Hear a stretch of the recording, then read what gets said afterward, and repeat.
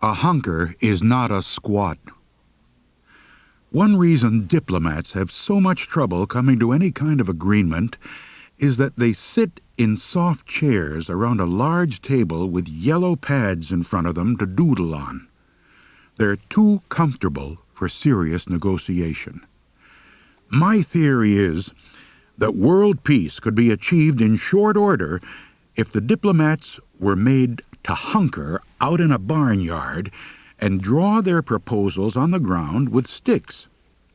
For hundreds of years, hunters have employed the hunker successfully in negotiating with farmers for permission to hunt their property. I myself am an expert hunkerer and would be willing to teach the technique free of charge to both Russian and American diplomats, just so we can get the present mess straightened out in a hurry. Most of my fishing and hunting buddies are skilled hunkerers too, and would be glad to help out. The diplomats, however, should let me know a week in advance if they want to attend my workshop in hunkering, so I can reserve a barnyard. I already have the sticks. An ancient posture, the hunker was first employed by primitive man. He hunkered in the evenings by his campfire, watching simple little dramas played out by the dancing flames, although usually only reruns of previous campfires. During commercials, he picked moss from between his toes, having no bathroom or refrigerator to run off to. Then one night, he discovered he could change the channel by poking a stick into the flames. During a particularly inane sitcom, he started doodling in the sand with the stick, and thus was born the classic hunker as we know it today. Primitive man referred to the hunker only as ooh-ah, which may either have denoted the hunker or possibly have been only a natural response to the leg cramps associated with it. Even today I have heard men go, ooh-ah, while attempting to rise from a long hunker. The word hunker probably derives from the early Scots word for haunches, which was hunks. To sit down on one's haunches was, therefore, to hunker. Then, of course, it may not have derived from that at all, but who cares? The hunker should be practiced at home until it is mastered, and certainly before employing it to negotiate with a farmer in a barnyard. It is not uncommon for the unskilled hunkerer to settle down on his haunches, lose his balance, and then topple over on his back. Fine and good on a shag carpet, but disastrous in a barnyard. True, farmers do get a good laugh out of seeing a hunter topple over on his back in a barnyard, but afterwards they are not about to trust him with a loaded gun out among the cows. It is the cows, after all, that make toppling over on one's back in a barnyard such a memorable experience. The bill from the cleaners may contain a substantial surcharge and even a death threat. I don't know why farmers insist on keeping cows when they have all those pheasants and deer running around. I've talked to several of them about getting rid of the cows, but they won't listen to reason. To hunker properly, bend your knees and slowly settle your rear down until it comes to rest just above your ankles. Your feet should be spread about 18 inches to prevent you from toppling over sideways, which is even worse than toppling over on your back. Your forearms should rest comfortably on your knees. If your belly is hanging out over your knees, however, you can rest your forearms on your belly, which isn't quite as good, but you have to rest your arms somewhere. Otherwise, your hands drag in the barnyard. A barnyard ranks among the top 3 worst places in the world to drag your hands. Now, take your stick and... Oh, I forgot to mention the stick earlier. You always want to find your stick before you begin your hunker. If you don't find your stick first, You have to waddle around in your hunker looking for one. Now that makes you look ridiculous and causes the farmer to think maybe he can't trust you out among the cows. One of the main objects of the hunker is to impress on the farmer that you are a responsible person, and waddling about like a duck in his barnyard can blow your image all to heck. Okay, let's say you are now hunkered and have your stick in hand. You want to use the stick to draw maps in the dirt to show the farmer how responsible and smart you are. While drawing the little maps, you explain to the farmer what you are drawing, because otherwise he will think you are just scratching up his barnyard. Don't go into too much detail with your drawing. Sketch in a few trees to indicate a woodlot, but don't try to do pines or oaks, say, because that'll take all day, and farmers are busy people. You should say something like this as you point to the various lines. Now, here's your north pasture, right? And you don't want me to hunt there because you have a herd of cows up there. So, your woodlot is here, and over here is your stubble field where all your pheasants are. Now, those little dots there are the pheasants.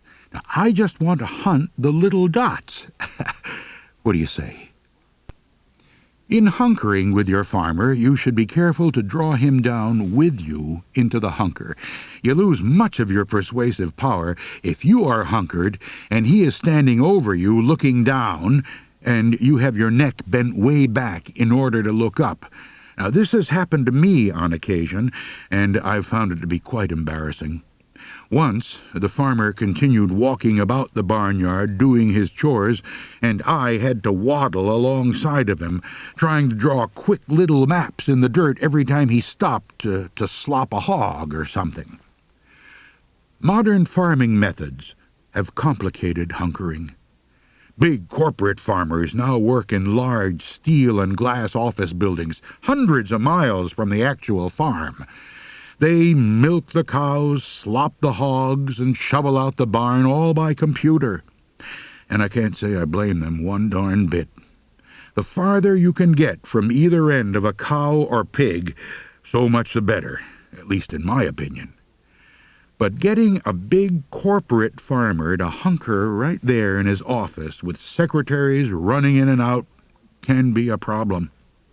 Right away, for example, he wants to know why you're carrying a stick into his office. If he offers you a chair by his desk, you're stuck, and you might as well get right to the point. May I get permission to hunt on your 9-million-acre farm out by Turnipville? I'll close the gate behind me. Under such circumstances, you've got about a 10% chance of getting permission. Draw him into a hunker, though, and you're already halfway through his gate. You're in luck if the corporate farmer has a couch and easy chair off in one corner of his office. Plop down on one of those, which will force him to sit on the other, unless he wants the conversation to be carried on by shouting back and forth across the office. Next, reach the stick way out in front of you and draw a little imaginary circle on the carpet. If you draw a real circle, that means you forgot to wash the stick after hunkering in a barnyard, and right then you can wave goodbye to getting permission to hunt. Now, around the circle, sketch out the rest of the farm. As you do so, slowly slide off the couch or chair, whichever you've selected, and into your hunker. You need to do this with a smooth gliding motion so as not to be obvious about it. Once you are securely hunkered, the farmer, if he has an ounce of true farm blood in him, should slide off his chair into his hunker. Right then, you're as good as hunting the farm.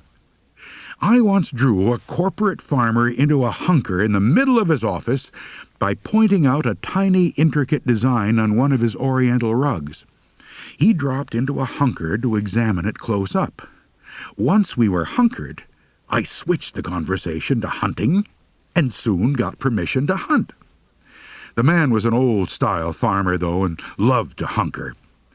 He took my stick and began drawing on the rug himself, talking about shoats and goats and oats and other strange things. He had coffee and cookies served to us while we hunkered. And then we had cigars and brandy until at last I could bear it no longer and rose, quaking and quivering to my feet. "Ooh, ah," I said. "Pardon?" he said. "Just another name for the hunker," I said, hobbling toward the door. "Thanks for letting me hunt the farm. I'll close the gate." "Ooh, ah, ooh, ah." The hunker is often mistaken for a squat, which is something entirely different. The squat has its uses, but it is an ugly posture, lacking in both grace and dignity. If you happen to catch a person in a squat, he's usually embarrassed and shows no inclination to engage in even small talk, let alone serious conversation. Seldom, in fact, do you ever find two people squatting together. If you inquired of a person's whereabouts and were told, "Oh, he's squatting out behind the barn," I doubt that you would have any inclination to go seek him out. I certainly wouldn't. On the other hand, if you're told, "Oh, he's hunkered out behind the barn," why, then you know the man is receptive to visitors and probably would enjoy a good chat about his lower 40, which is practically being eaten bare by the population of pheasants. The hunker is conducive to genial conversation. The squat, at best, may be conducive to some low-grade contemplation, but that's about it. My first experience with the hunker as the ultimate posture for communication and persuasion occurred when I was about 16. Wretch Sweeney and I enjoyed fishing the creek that ran through a farm belonging to Homer Poe, but we had avoided a particular stretch because it was too difficult to fish. The difficulty arose from the fact that Poe's house looked right down on this section of creek, and Poe had told us several times he would skin us alive if he ever caught us trying to catch his fish. We knew, of course, that he was exaggerating. The cantankerous old farmer would never even consider actually skinning us alive. He would undoubtedly kill us first. The high risk of fishing the Poe farm added considerably to our enjoyment, and we should have been satisfied with that. Still, the unfished stretch of creek below the Poe house proved irresistible. At the first easing of darkness one morning, we sneaked onto the Poe farm and, concealed in brush, began casting out into the creek, all the while keeping an eye on the Poe house for any signs of life. Hauling out one huge brookie after another, we soon forgot all about the farmer and his dire threats. Suddenly, Wretch glanced up. "Poe," he whispered. Sure enough, there was the farmer striding down the trail from his house right toward us. Since he wasn't screaming and shaking his fist, and in general behaving like an enraged lunatic, we guessed that he hadn't seen us yet. Walking behind him were the two gaunt timber wolves he kept as watchdogs. The dogs would run us down in no time if we attempted to flee. "Quick," I whispered to Wretch, "let's hide in the old pump house." Neither of us wanted to hide in the pump house, but it was our only chance to escape with our hides intact. Many years before we were born, or so legend had it, a man had hanged himself in the pump house. The possibility that his ghost might still be, hanging about contributed nothing to the desirability of the pump house as a hiding place. Constructed of stone on the bank of the creek, it had grown over with some kind of creepy vine. Poe had installed an electric pump, but the old pipes dribbled water, and the place smelled of mold and rot and dampness. Crawling through the cool, wet darkness, we shuddered at the ugly little scurrying sounds in the pump house and the cobwebs grabbing at us from all sides. Just as I was about to convince myself that I didn't believe in ghosts, I felt a cold and clammy hand on the back of my neck. "Hush," Wretch said. "You want old Poe to find us? I didn't mean to grab your neck. I thought it was a pipe." We pressed ourselves against a wall, holding on to the icy cold water pipes to steady ourselves. We hoped that whatever business Poe had down by the creek, he would get it taken care of quickly, and we could make our escape undetected. Then Poe jerked at the door of the pump house. His wolves began to growl. Had he seen us, after all? I felt Wretch stiffen as he pressed back into the stone wall. But Poe didn't come into the pump house. Instead, he reached in with his long, bony arm and began feeling around for the switch that turned on the pump. Obviously, he didn't like entering the haunted pump house any more than we did, particularly if he could reach the switch from the door. Then all hell came loose. Poe screeched like a burst air hose.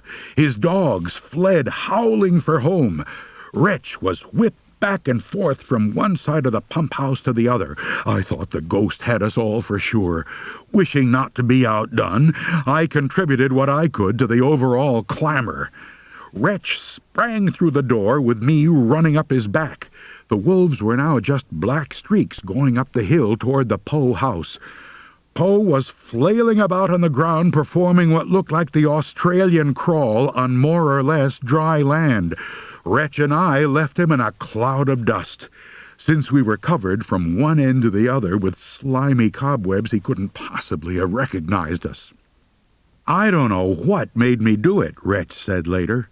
"All I could see was Poe reaching for the switch, and before I knew it, I had grabbed him by the hand. He dang near tore off my arm before I thought to turn him loose." After that, we didn't fish the Poe farm anymore. A person has just so much luck, and when you use up such a big dose of it all at once, you don't want to fritter away what's left just to catch a few fish. A month or so after the great pump house scare, the old woodsman Rancid Crabtree asked me if I wanted to go with him to fish Homer Poe's creek. Not me," I said. "Poe darn near caught me the last time I sneaked onto his farm to fish. No. "We ain't gonna sneak," Rancid said. I'll just ask him real nice-like if we can fish his crick."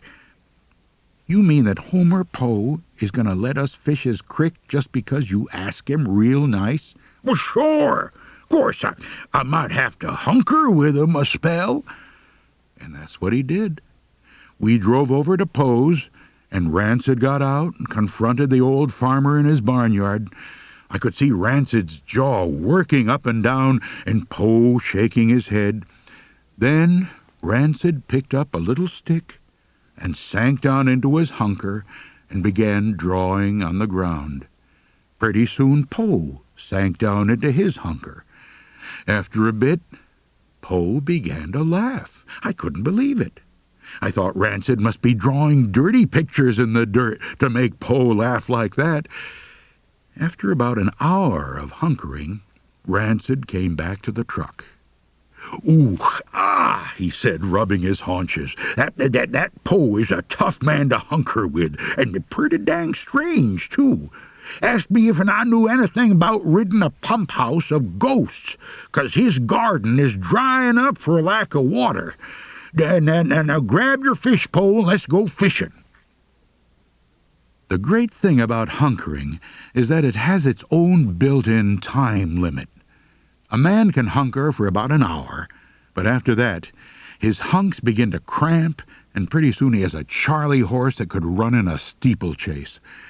When you enter into a hunker with another person, you know you have just so much time to conduct your business, and you'd better get to it. That's one of the reasons I think we should get rid of those ridiculous seats at the United Nations and make all the diplomats hunker there on a dirt floor. Give the diplomats each a stick with which to draw in the dirt, or otherwise wave at each other, and we'd get some of these world problems straightened out in no time. I can almost hear the debates now. Does the ambassador from the Soviet Union have any objections to the all-inclusive plan for world peace set forth by the ambassador from the United States? Нет, нет. У, а,